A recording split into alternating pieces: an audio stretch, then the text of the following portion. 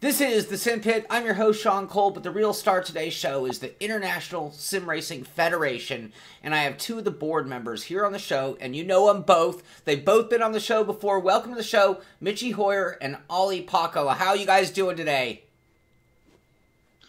All good, all good. I'm doing great. Well, Michi and I just the other day were talking about the growing world of sim racing and the esport affiliation and changes that sim racing is going to see in the next coming years or decade. And we actually talked about there being a tremendous need for some kind of organization or voice from us, the sim racing people, before giant corporations take the whole thing over. And it's sort of ironic that you guys are both on the board with the ISRF, the International Sim Racing Federation, and this is a perfect opportunity to just kind of get to know the ISRF and what it's all about. So, first off, what is the ISRF?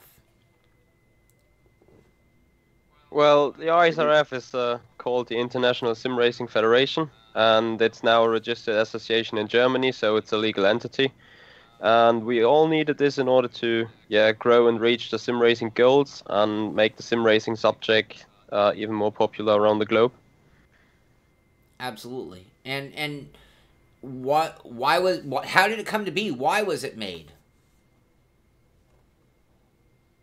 So the background for the federation was that we saw a clear need for a structure for the competition, like how FIA has grown the motorsport little by little, and what FIA and same with the FIFA, same with NBA. So there was a legal entity, big federation put up together by the drivers in FIA or football players, whatnot, who saw the need that you need to build up a structure. You need to start building up some competition around the sport, and somebody needs to promote it and stuff like that. And that was the ideology why we came up with the federation. We did it already 2015 in Finland. We together put up a Finnish association. For me, it was the first step. So to see how it started working out, and now we are progressing to the international side, and I think is really what we need, because now the field of sim racing is quite wide. Why you say FIA do this and Red Bull do that, ESL does this, and then there is bunch of all these leagues without getting any support or without no promotion, and hundreds of thousands of drivers there, and nobody does not even have a statistics how many sim racers are around the globe. So there's that's one of the biggest reasons why we need to do this and start pushing it forward in legitimate way.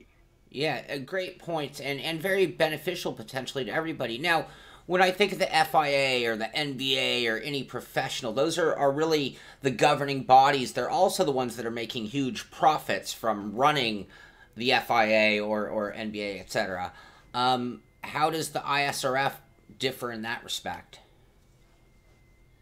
I mean, obviously we don't have any big investors here backing us up yet, because we obviously do not have any, or we don't have the structure for the sim racing ready yet. So that's what we're gonna start doing now. And the ideology of the federation, as in any association around the globe, is that it's a non-profit association, meaning that the every penny what the federation gets, it needs to be consumed, and the way it needs to be consumed is that we push all the for example, if an investor comes with 1 million euros, which I see totally possible, then we start as a federation, we can receive the 1 mil, and we can start developing and use the 1 million as a resource. So we start, for example, sanctioning competition and supporting our members and do actions for the sport. At the moment, before the ISRF, there's nobody who, for example, let's put somebody investor wants to give the 1 million and do the biggest competition ever, which everybody loves, but there's no legal entity behind it, who do I give the 1 million for, or stuff like that, so that's a two big points. So we are a non-profit, and our intention is to use the resources, every single penny, for promoting and pushing the sport forwards. Now, is that the same or different than, say, like the people that were behind the Visa Vegas race that you know so well, Olli? Well, I think in the end, though, it's for corporations, it's all about money. And for example, when you say Visa Vegas e-race, it's they want huge reach, and they want to get into the esports, and I mean that's a reasonable invest to get into the. I think the Visa Vegas esports was one of the initial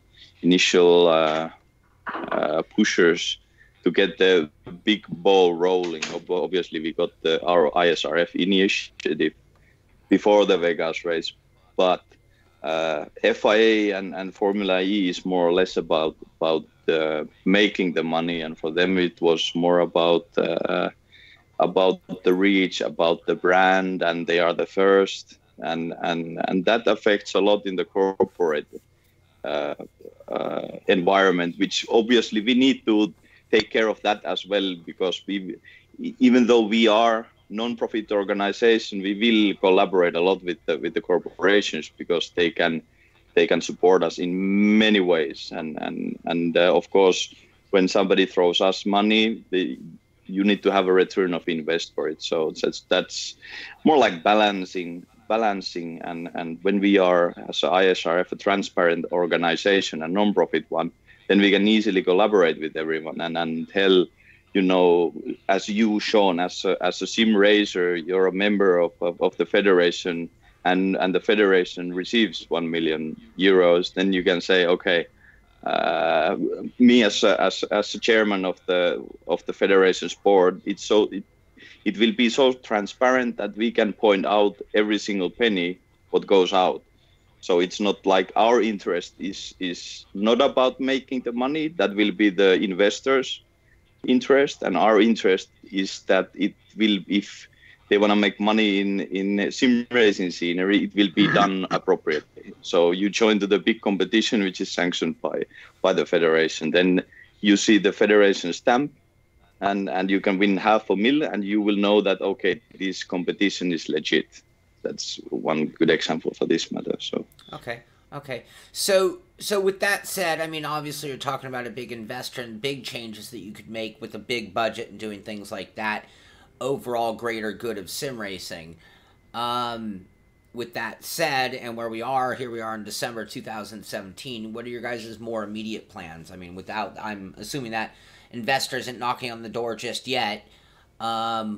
What can we expect to see from the ISRF in 2018, in other words? Well, currently we are definitely focusing on growing the entire thing, so getting the acquirement of the members done. The first general assembly will be in March 2018, and for that, obviously, you need a bunch of people and associations and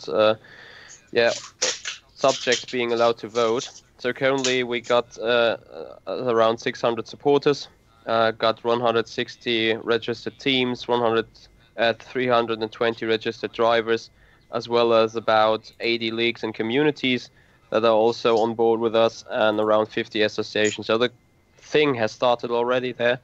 Nevertheless, we will need to take some more actions to even grow this further. And with that being said, before the first General Assembly, there is no point in taking next steps, because it's the General Assembly that will plan on the budget, that will plan on the activities going out. But nevertheless, we do have some big things in mind already, like creating team and driver databases, competition databases, if somehow applicable. And but it's all about that is depending on the support and the sponsoring of the federation itself. Like Olli just said, if we get that 1 million euro or $1 million, we got a lot of things to do, and we have a lot of opportunities then. Okay. Now, how much of that, or what do you think you can actually accomplish this year? I think the biggest thing what we can do this year is a bit of a question mark at the moment, and big question mark as in General Assembly will decide federation's budget and federation strategy. So that's what this federation is all about. So General Assembly in general, it's assembly of all the members, and together there we determine what we will do this year. So in the end, though, we would like to build up competition, start sanctioning competition together with our member leagues, member associations, member communities, and we would like to create a team database and driver database, like Michi said. But in the end, though, it's all the members who will decide it. That's the beauty of the democracy for our federation, is that it's not like somebody saying that we do this. So what we can do, for example, as a board, so we plan a strategy for the General Assembly. But in the end, though, every one of us will decide whether do we want to do this, or do we have money for this, or does it make sense to create the database yet or not? So that will be a question mark. But at the moment they are focusing on getting the General Assembly done, and after the General Assembly we know more. But yeah, we would love to start sanctioning. We would love to create a database, and I think one of the biggest things at the moment is that we get the numbers in for all the drivers, get in all the association, everybody. So when we have we can affect on 50,000 member drivers, that's amount of number which attracts a lot of investors, for example. So then we have the numbers, we have the leverage and the power to drive sim racing, and we have the leverage, for example, say to some competition organizers that, hey guys, this is not working, dude, and organization which has 50,000 drivers backing it has power to say that you need to change this if you want to run it properly, or nobody will attend to the competition. So it's gonna be ambitious or question mark again, what we will and what we can and what we want to achieve.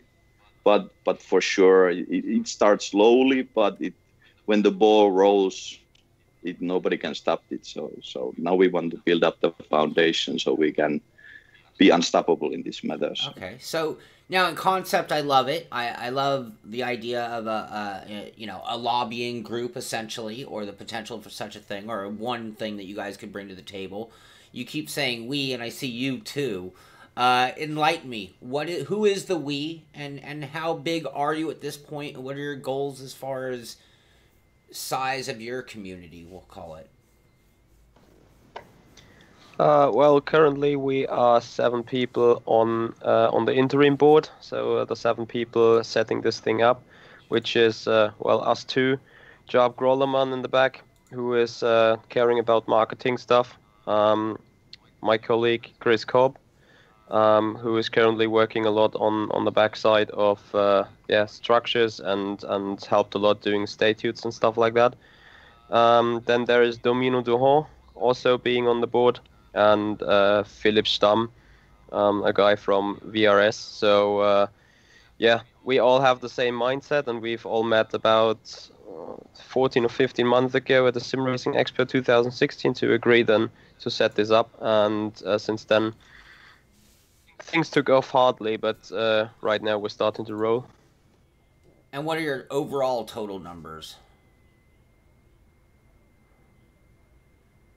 Go ahead, Michi. I think you had the number. And what type of, I mean, like when you talk about growing, what are you talking about? Are you talking about me, an individual sim racer? Are you talking about me, a media company? Are you talking about individual sim racers, teams, leagues?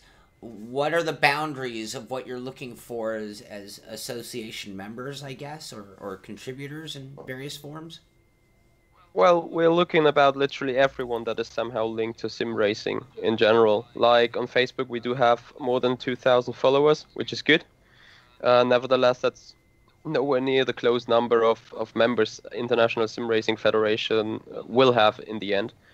As I said, we got 160 teams, 320 drivers, so it's all already some part of it, but nevertheless, not too much at all.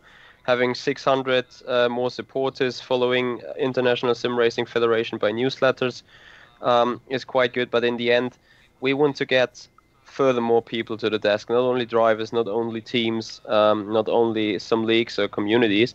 In the end, we want to build up a system that's been applicable for everyone. So that means definitely the sim racing simulation developers needs to be on the board as well at some point. And yeah, we want to make racing in general, or sim racing in general, want to really grow this. And here's a little example. Like iRacing has got his I rating, and sim racing system has got his own rating, and some other simulations might come up with their own rating as well. So we would like to have all those sim racing or software developers all together at one desk and say, okay, let's agree on a rating that can be used on any sim to make drivers actually be incomparable. So someone that races R Factor 2 or Assetto Corsa can be easily be compared to another guy that's racing iRacing only. So that's part of the goal. And yeah, in order to achieve that, it's not only the drivers, not only the spectators or the leagues and communities needs to be involved. It's also needs to have sim racing manufacturers, and nevertheless, whether this is software or hardware company. So you mentioned in terms of like the rating system having a direct role with the developers. Are there other areas where you think the ISRF could be a benefit to the sim developers, both hardware and software, I suppose? Yeah, obviously. I mean, when you have you can see it two ways. So for us as a federation, if we represent, let's again say the 50,000 drivers, and we say that guys, if you change these people, all those 50,000 drivers will like your system more, and drivers can report us that this is bad, this is bad, this is bad in the simulator. So we via the federation we can give the feedback, and the feedback has the leverage to make changes for the system, and as well as it goes the other way around. If the game developer wants to do a promotion or organize a competition together or whatnot, I mean, if you have a organization which represents 50,000 drivers, that's like immediate reach of 50,000 drivers. Of course, a game developer wants to contact us and say, hey, what can we do together? So it will be both ways in the end, and it's beneficial for every single one. Of course, between the simulators, there are competition. It's a corporation environment. There's always competition, but in the end, though, the scenery is the same. So and I know plenty of game developers which are not, they are kind of fighting against each other. But in the end, though, it's everyone is pushing everyone out. It's like Art and Senna times. You had all the rivalries, rivals. Sorry, I had one wine in my dinner. So when there is a rival. Anyway, you know what I'm talking about. Then there is further progress. So you say you have Assetto Corsa and you have Project Cars 2 competing against each other. That means that there's no monopoly, and they need to push themselves all the time to the limit. Sure, competition. Competition is good. It pushes us. Yeah, right. I've been there. I think you've been here, and Michi as well. So it's the same for game devs as well, and I think they acknowledge it as well. So it's kind of fun. So we are enjoying as sim racers quite a lot of what the competition has brought us, all the weather systems and rallycross and whatnot, you name it, we got it. So absolutely. Now, do you foresee you guys having a role in the gaming competition side of things? I mean, as esport really starts taking off, which it seems to really be doing, and again, you've both been in high paying competitions. Do you see the ISRF playing a role in that, or are those going to remain independent things driven by their own independent sponsors? And if you hear the next one coming, are you guys going to start calling them and saying, hey, we got to talk before you have this event, we need to talk?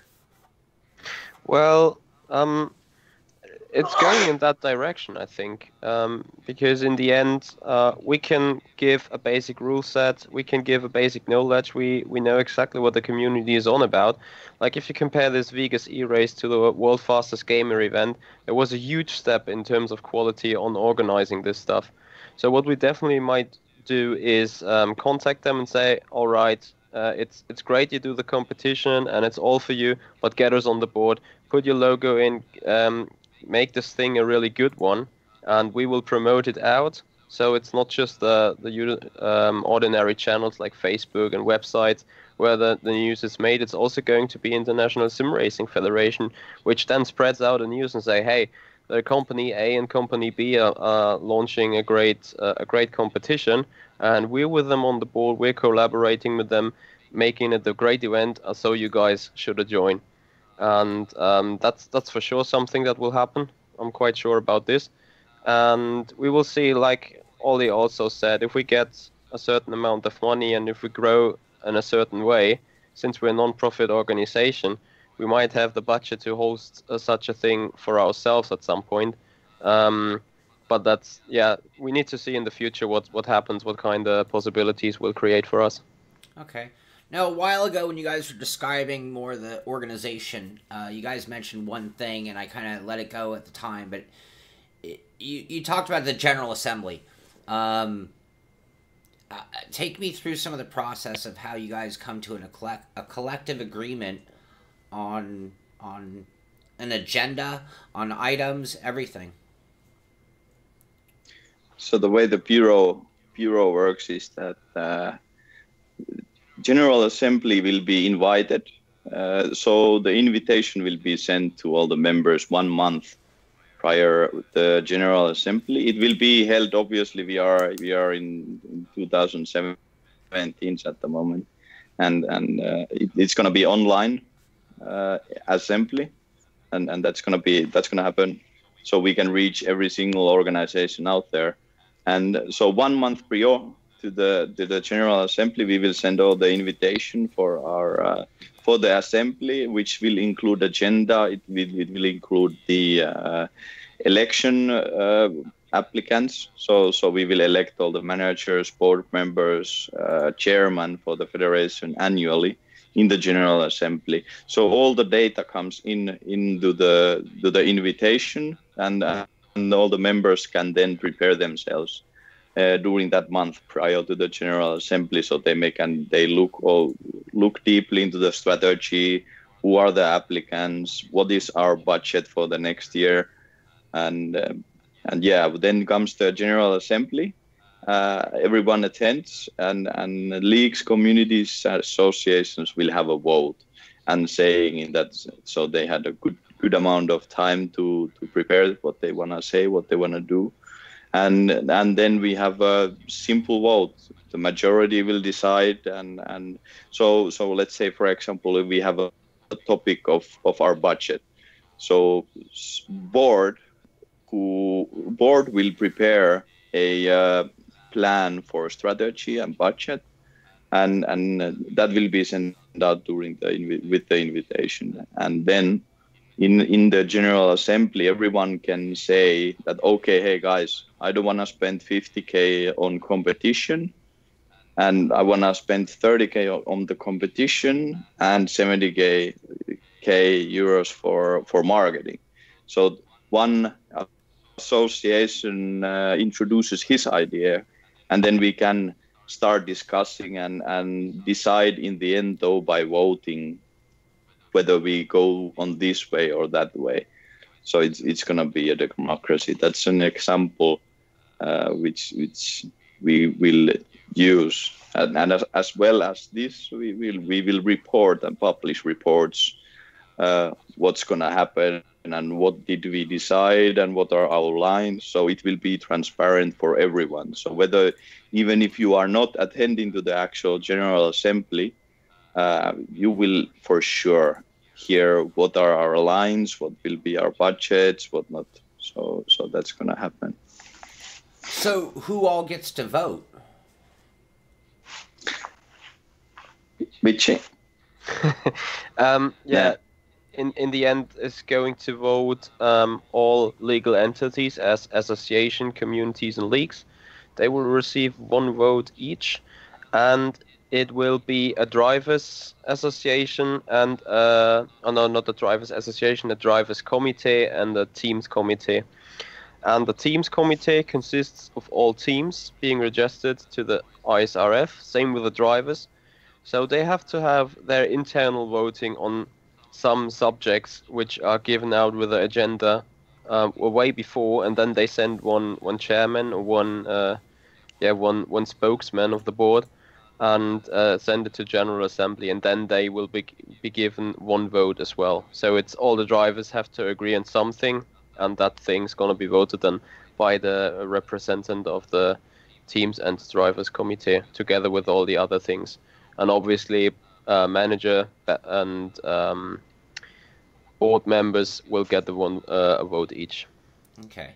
So ultimately, you're looking for a collective group of everything from people to managers to entities to be a part of it, with a certain amount of them being at that level where they're part of the board, part of the voting committee, and deciding the future of the ISRF and what's going on.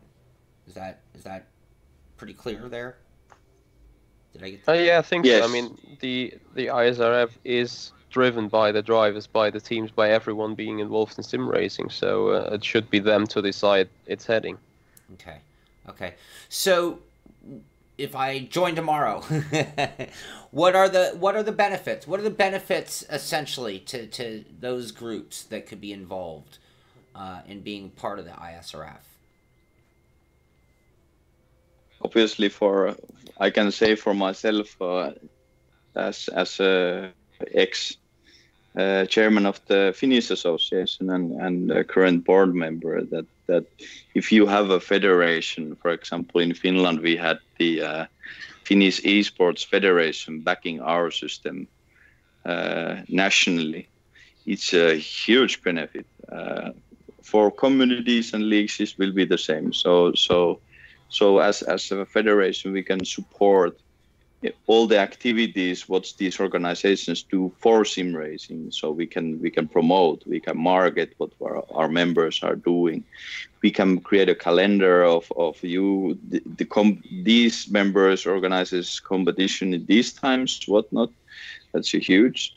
One big thing is that there is across the globe there is a huge difference between all the organizations about the experience and what they are specialized in. So, for example, us as a FISRA, we did only competition in mostly in iRacing, and I know FSR is doing in R Factor 2, and so there's a direct benefit in there. So when we combine the knowledge between all the members, and we can start discussing between each other, this thing works, this doesn't work, these kind of rules work in this kind of competition, or this kind of qualification format works on this kind of competition format, so we can start sharing the knowledge more because we have the structure, we have everybody under the same roof.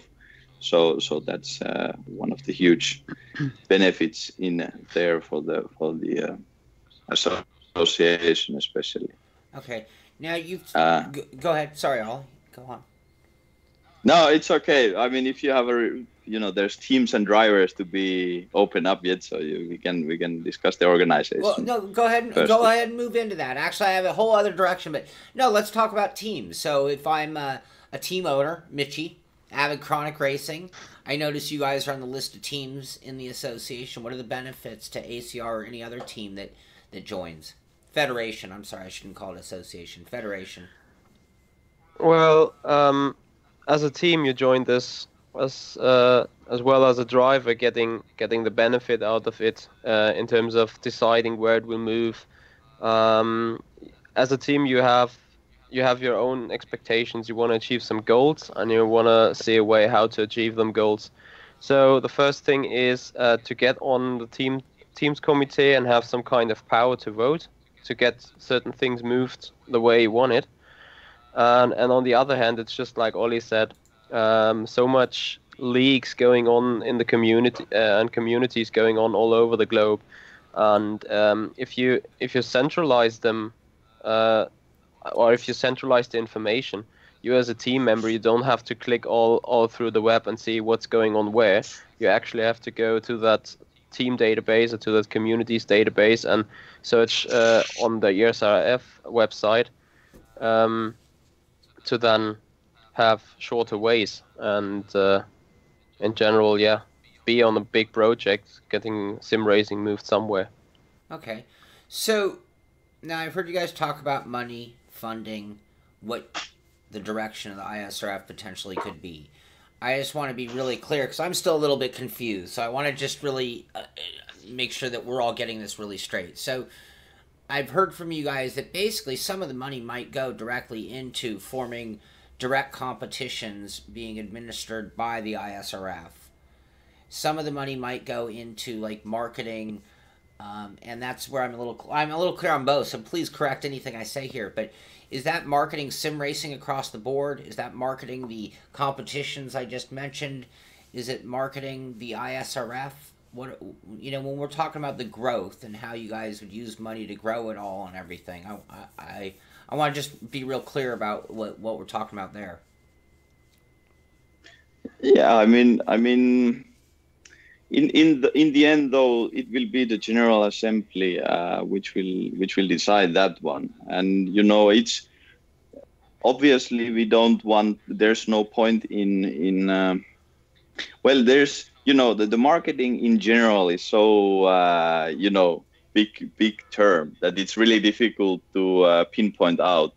But in general, the idea is not to promote. Okay, FISRA is doing competition. We throw all the money to FISRA, right? It doesn't make sense. It's not fair for everyone.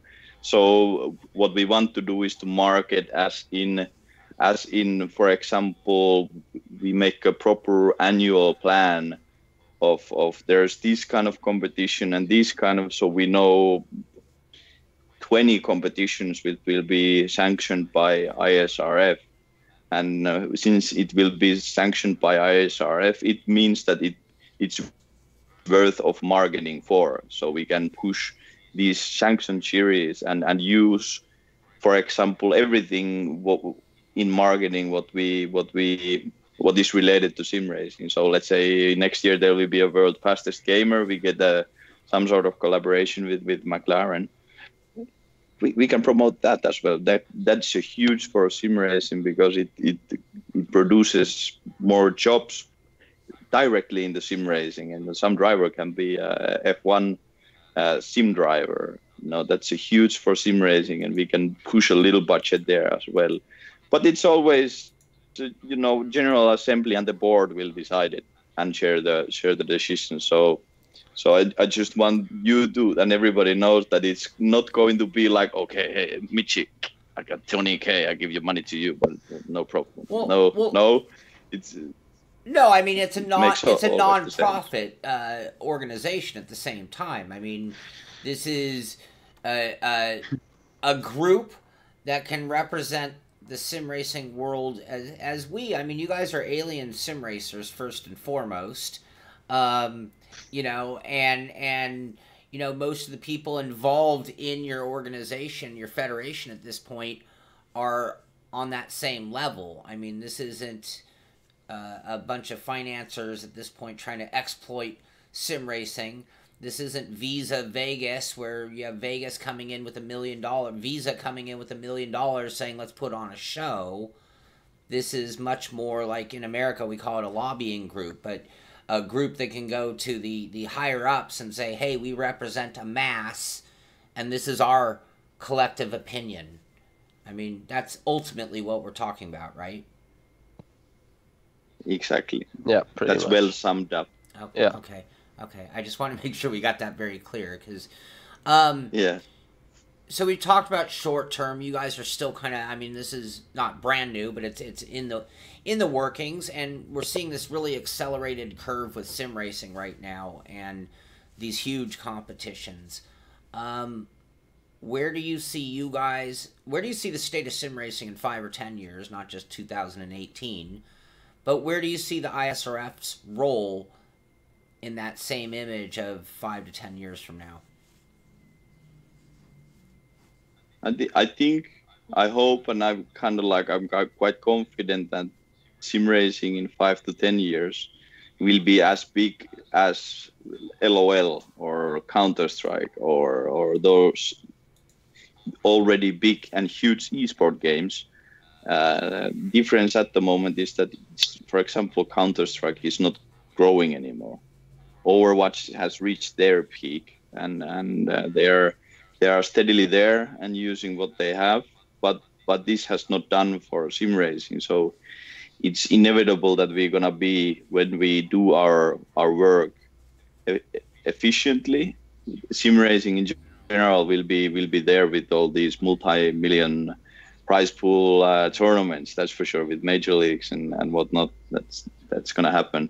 ISRF will have a huge role, because with the federation we can make things happen properly, and it might not be the case that let's say Dota 2 is run by the game dev by themselves, right? So they have the big leverage and interest to make the competition by themselves. And in our case, it's not like that, but we will be more like an FIA, so FIA sanctions Formula One type of solution. So for motorsport people, they know that when it's a FIA competition, it's gonna be safe. It's all about, I think FIA's biggest role is to create safety and not to get people killed on the road or on the competition. So we will be there making sure in 5 to 10 years as a federation that everybody will enjoy the competition, has a fair chance to victory, and we are supporting not only our members but all the people who are doing the work for sim racing. What do you guys consider a sim? Fair enough. My personal point of view is as long as it's racing with a simulator, that's sim racing, and my limit is not console. So whether it's PS4, whether it's PC, Xbox, whatnot, that's racing. I think the biggest question is what we need to define ourselves is it sim racing if you use a gamepad for racing? I think that's everyone has their own opinion about that question, and it's not done with the wheel and no pedals, so it's not simulated racing because it's gaming and it's gamepad. But it's still racing, though. I mean, if you play Forza 7 on a gamepad and it's racing, so even that, for me, it's sim racing. It's arcade, obviously, and it's more like gaming, but it's racing. That's obvious. There's no way around that. And for me, that's the limit. Then we can go, I think the limit for me is these, what are the racing games where you fly with these vehicles and like these hovercrafts and things. Yeah, So hovercrafts. it needs to. I think for me it has to have tires. Yeah, that's for me. That's the big limit. That's But I mean, even that is kind of like an ambitious line. So if federation decides hovercraft racing is sim racing, then it is. okay. So Well, you can then argue whether Trackmania is some sim racing as well, since it's racing even if it's time attack. Okay. true, true. I'm going to open things up to our audience here for questions, and I'm going to start with Puhi asked a great question here. But one of the big things that I've seen doing what I do for 10 years is that there's a real challenge in getting the general public to know about sim racing. And sim racing is small because we're a niche hobby or a niche gaming market, but even more so because people just don't seem to know we even exist. Um, Is there anything in the ISRF? Is that something that you guys would tackle as a challenge for your federation? Well, for sure. I mean, on the one side, we want to grow the sports, we want to improve the sports, being sport, and on the other hand, ISRF will definitely be around for reach out bigger media attention. Like there's a lot going on. I heard that FISRA was doing an event that was broadcasted live in their television, and that's gonna be something that's going to happen. Like World Fastest Gamer was broadcasted on Sky UK or something, and those things will happen more often in the future. And ISRF will definitely be there. Probably use some of the budget agreed on the General Assembly then to reach out for television stations, to reach out for newspapers that have reach a lot of people in order to increase all that esports stuff racing wise. I mean, as Olli pointed out, those LOL or CS:GO competitions are broadcasted on TV already, having much more money involved. But since recent developments have going on, the Vegas E-Race was the first really big money competition. The World Fastest Gamer offered a massive job and got a lot of media attention, especially around the UK. So more of that stuff will happen. The Formula One Esports Championship had, I think, 1 million spectators just in the semi-finals, or even in finals. I don't really know the exact numbers, but that means sim racing or esports with racing actually goes somewhere. And with we trying to improve the sport, trying to get everyone together, make this heading that one specific direction to improve the sports and everything, we will definitely be on the verge doing so. No, you mentioned I, television. I would, Oh, go ahead, Ollie. yeah, I would just like to add a totally +1 on Michi's ideas, and for me it's even more.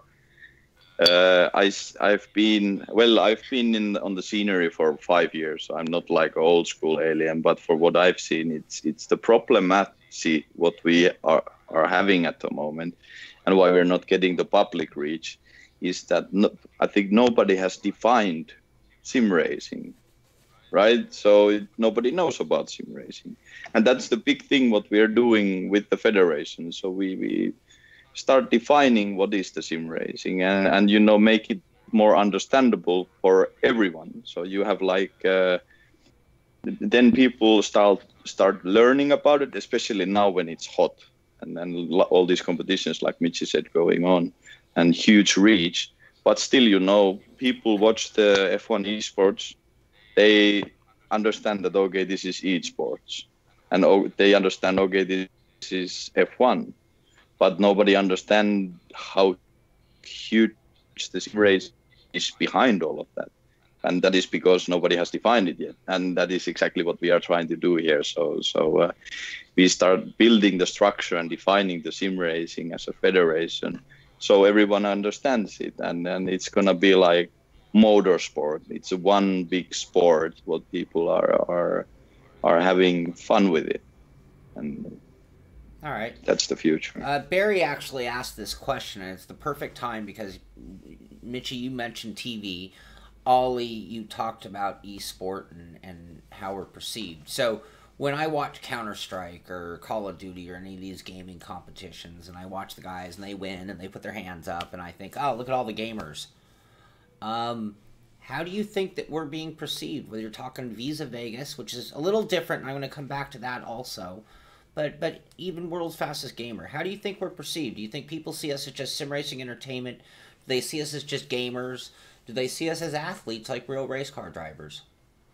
I think that's a difficult one to ask. We ourselves see ourselves definitely as being athletes or professional, some sort of esports. Well, yeah, professional sportsmen. Like we're all doing training, all doing practice, and Rudy van Buren summed this up quite nicely in his promotional video, saying everything a Formula One team has, we have it. Like we at ACR, we got media people, we got designing people, we got marketing people, we got drivers, we got engineers, everything. And all that what real F1 teams are doing at the track, in reality, we do it on the computer. So there's this professionalism going on that makes ourselves being considered a sports. Like I would consider ourselves being a sportsman, being a motorsports team. However, when it comes to sim racing, a bunch of people just thinks, oh yeah, they're sitting down on the couch or sitting in front of the PC, having a controller in their hands and drive around circles on a TV screen. But there's so much going on behind that.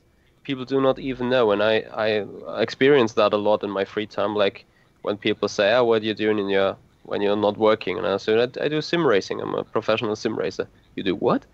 And you have to give them 5 minutes to understand what you're doing, and then you open most oftenly look into quite surprised faces saying, "I didn't even know that it exists," and that's exactly the problem we're trying to work at. Okay, Olli, this question. Go ahead. Sorry. Yeah, Olli, I'm sure you want to add something on that, don't you? Yeah, I mean, I don't know. I think you summed it up well. The problem is that we haven't, or we need to define it so people understand it, when we start this defining going on, people understand it more, and when they understand it more, it's way easier to get into, and that's how it goes. I'm seeing at the moment a lot of things going on around me. 15 minuuttia. Sorry, we're having a anniversary. The girlfriend is understanding joining here.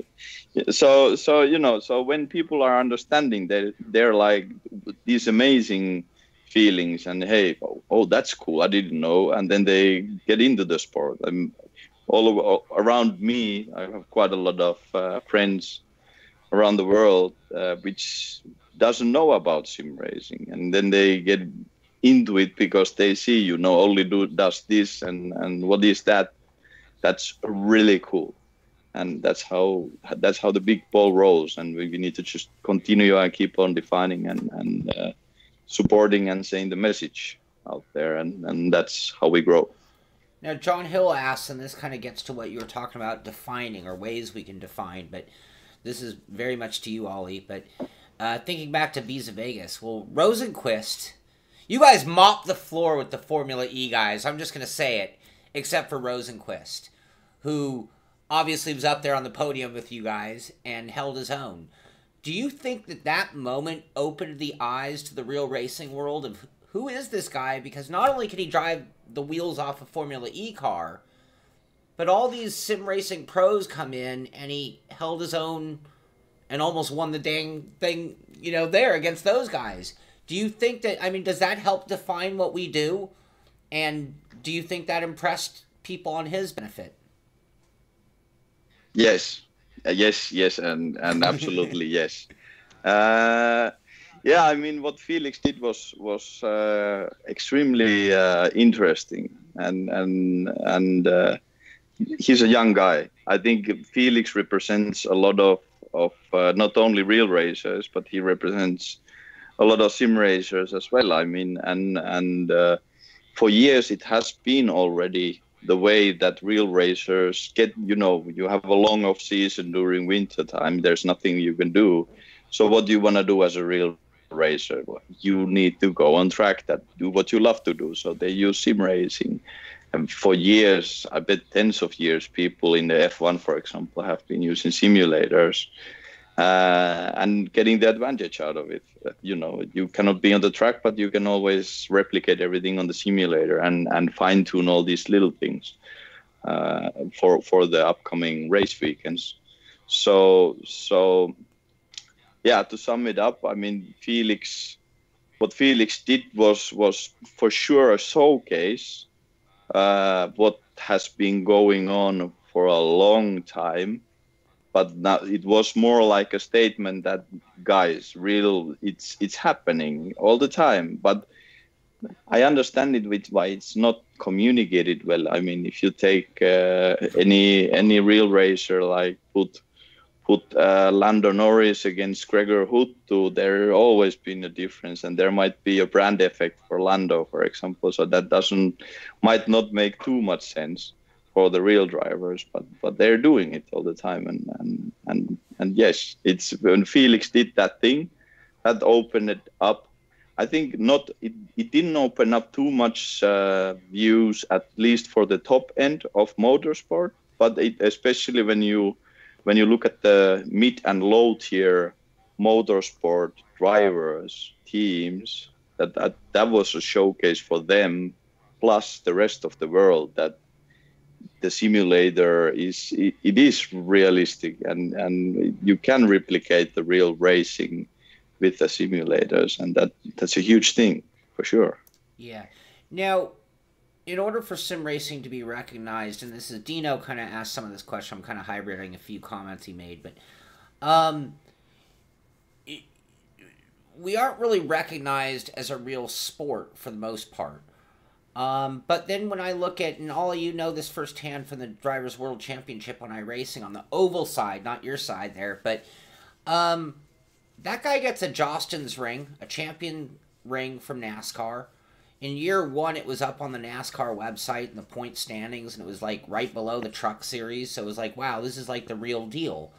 And to me, forget the money, because it wasn't as significant as other things that have gone on since, but it was the closest thing to us being truly accepted. Can you think of other examples? And would the ISRF go to like FIA and say, we really need to be acknowledged as racing champions? That's there's so many ways I could go for with this question. But actually, it's quite a funny. In Finland, we have an interesting situation at the moment. We have a Finnish association, Sim Racing Association, and we do a bit of collaboration with the National Motorsport Federation. We do a lot of collaboration with the Finnish Esports Federation. In addition to that, in Finland, there's another company who is doing e-motorsport. They don't define it as sim racing, but they define it as e-motorsport, and they are doing their own thing. And we could support as a Finnish association them, but they want to do their own thing, and which has been ended up that the real motorsport series it's actually not that popular than what we do with our sim racing association in Finland. So the point being is that we are now defining what we are going to be by ourselves, and that's because we can be esports, we can be real motorsports. FIA wants to be involved. That's no doubt about it. I mean, you can see what's happening in the GT Sports. They're sanctioning a FIA series, official FIA esports series for that. And it's an interesting field. And for sure, as a ISRF, I would be dumb Federation chairman if I wouldn't go for FIA and say, hey guys, let's do some collaboration, because it makes a lot of sense. I would be also dumb not to go for International Esports Federation and not to talk with them. That would be just lunatic, because we are also esports. So that's one thing. my personal preference is that I see us as a both. I know there's a lot of people who sees us as a motorsport. I know there's a lot of people who wants us to be only esports, and the other way around. I know a lot of esports guys who does, like CS players and LOL players who doesn't see sim racing as esports. And I know a lot of real racers, not a lot, but few, who doesn't think that sim racing, they don't think that sim racing is motorsport, So we are in an interesting field and position at the moment. And that's a good question, what we will do. And I can say for federation, we can do everything, and then we will do everything. And I wanna say, it's gonna be, the Olympic Committee is evaluating now whether they take esports as an official Olympic sport. Our personal objective is to sorry, I go one step back. So they said that esport cannot be in the Olympics because there is no official structure, even though they have the esports federation, but it doesn't have good enough structure around it for the competition. So esports will not be in Olympics 2018, but we have the federation now for sim racing. It's not shooting people on the head. It's actual sport. It's an esport. It's a real racing. So I'm seeing us in the Olympics in 2020, but let's see. It depends on a lot of questions. Do you guys have any fear that as we gain popularity, that money could come into the picture in a negative direction? And I'm not naming names, I'm just naming examples of big money that are coming. But as Alibaba starts to look at esports and investing heavily in it, colleges here in the United States are considering scholarships. When I think of the level of money that could be coming to us at that level, is there any fear that the wrong people will determine how things play out versus we the people saying how it should? I mean, after all, this is our world. I mean, if they're going to put money at it and have big competitions, that's one thing. But if it has a big impact in what our sims are, that's detrimental to us, or could be.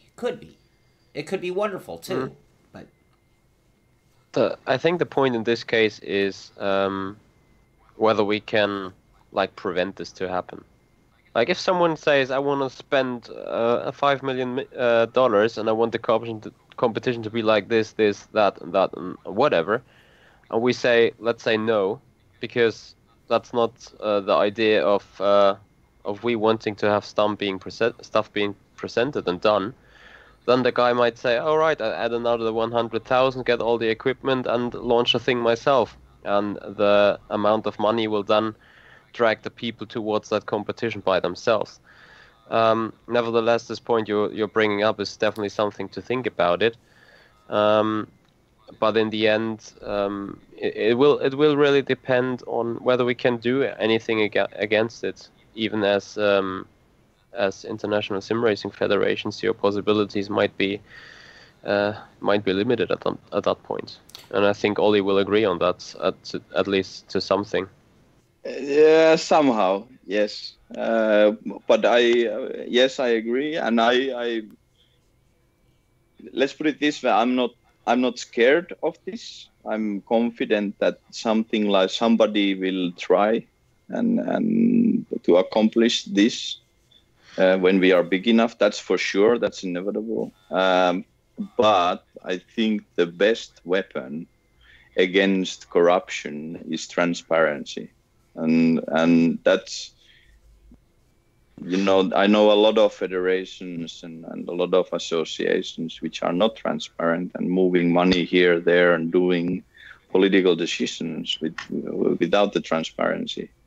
And if you don't have the transparency, then it's ambitious, and then there's some shit going on, So as long as we keep the transparency inside the federation, not only not only inside the board, inside the managers. We need to be transparent for every single driver, team, member association, communities. Then there is no question where did the 100K go, who earned money this, and how did this board's decision was made, which ended up having half of the federation's funds in somebody's pocket. Sure. When we have the transparency for these decisions, then we don't have anything to worry about. Well, and Olli, you hit the nail on the head earlier when you talked about, well, one of the roles of the ISRF really is to be reaching out to these companies in advance to make sure there is an involvement. And when I think about any professional scenario, whether you're talking FIA or NVA or whatever your example is, you usually have some form of a players association, something that represents or is a go-between between the governing body and we the people, I'll just call it. And that, in the end, could be one of the important roles of the ISRF, even in the scenario where the corporations take over sim racing because they've thrown so much money that they can really control. I mean, I would imagine that the worldwide companies could buy up any of our sim companies, like that, because of our size versus their size. And if they wanted to own it, well, they could just outright own it all. But they still need us. Without us, it doesn't matter. There's no point. And, if that is the case, you guys could be that go-between. So. Yeah, I mean, that's the goal. I mean, that's what we need. And that's, there's somebody needs to represent all the drivers.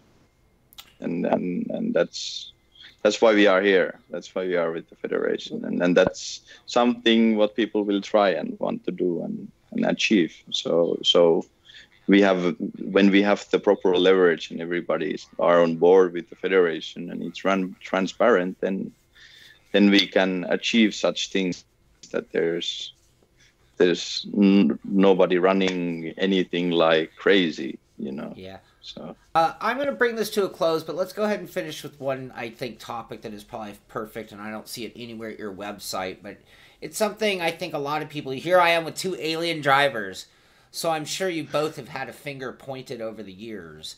My next question regards cheating. How much cheating do you really think goes on in sim racing? And where does the ISRF play a role, both on the level of just the guy who joins a sim and races on SRS or iRacing or whatever it is, or Race Room or whatever, all the way to the top when you're talking about big competitions, or even big competitions that have controversial moments, Olli? Let's just, I mean, so in broad terms, let's just talk about cheating and where the ISRF could play a role there. I think anti-cheating or cheating in general is it's totally allowed. I mean, fan boost, whatnot, why not? It's no, just joking.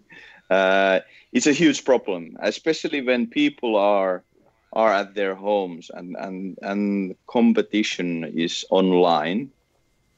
That's one huge issue. How can you prevent such a things happens as cheating or using additional software to gain some boosts in online? It's extremely difficult. When you do on events and tournaments, then as an organizer you control everything, so it's more or less impossible to cheat. But that is a huge problem, and that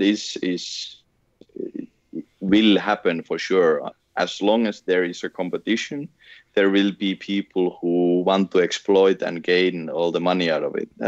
That's just the way humanity somehow, unfortunately, works. I've accepted that fact myself, and what we can do is when we have the community and we are transparent and we discuss between each other, a federation, drivers, teams, organizers, that these kind of things are happening. So we are able to try to solve this problem And for one of the most important things, what I think is for, especially for drivers who want to join for the federation, is that we make sure when there is a competition and there's a stamp of ISRF in that competition, then that means that this competition has been evaluated by the federation. And when a driver enters into that competition, he knows that the organizers have made their best to make sure that there's a fair racing, fair driving. Everyone has the same basis to win the competition, and we've done our best of our knowledge that there is no cheating, no bugs, glitches, nothing, and everything has been, for example, tested beforehand, and it's transparent and fine. So that's we are online, and cheating is a fact, but I think we can together fight it back and try to make sure that when people enters into these kind of competitions, that we tried our best at least to prevent these issues to happen. So. Well, and when the finale is in person, which in the two biggest competitions that come to mind, actually I'll include a few others, but like in Vegas, in McLaren, in all the GT academies, well, they were all finished with an in-person, which means that if you had cheated your way in, you would be so blatantly exposed at the moment you got there and you're 4 seconds off the pace. And I've yet to see that on any of the in-person competitions at all. Well, it's been a pleasure. I mean, the fact that you guys exist, the ISRF, to me is a little reassuring, because doing my show and thinking about a lot of these things on a daily basis, and we've been covering so much esport, and we've been covering, like Olli said, the possibility of the Olympics, college scholarships, and I'm just thinking, wow, what might happen to sim racing? I don't know, but it's nice to think that there are people who are collectively thinking about this and working towards our future. So before I let you guys go, why don't you give us the website so anybody can go check you out? Let us know how to join. And is there anything else that that we didn't cover that you think people really need to know about the ISRF? Yeah. So ISR. Then what's the word for the line? The dash. Dash. Federation.com. That's our website. You can find all the basic information from there about how the structure works, how decisions are being made, what kind of members do we have. So we have drivers, teams, and associations, communities, and leagues. You can sign from there, and my perspective, I would say that the more. So we are doing this for every one of you, all the drivers, all the teams, you, Shaun, and your nice dog over there. And so we are working for all of you. So, and in order to work for all of you, we need all of you to join on board. So no more people we have on board, more leverage we have, and more feedback we get from you. And thus we have the power to make sim racing great again. So please do, and we will be for sure. I know this is not a easy topic to understand, all this bureaucracy and transparency, all these topics. It's not easy. So what we are trying now to push, in addition to all the members and the General Assembly, we are doing more of these Q&As ourselves with Shaun. Thank you for having us. We really appreciate it. And into our channels as well, to make everyone easy to understand how things work.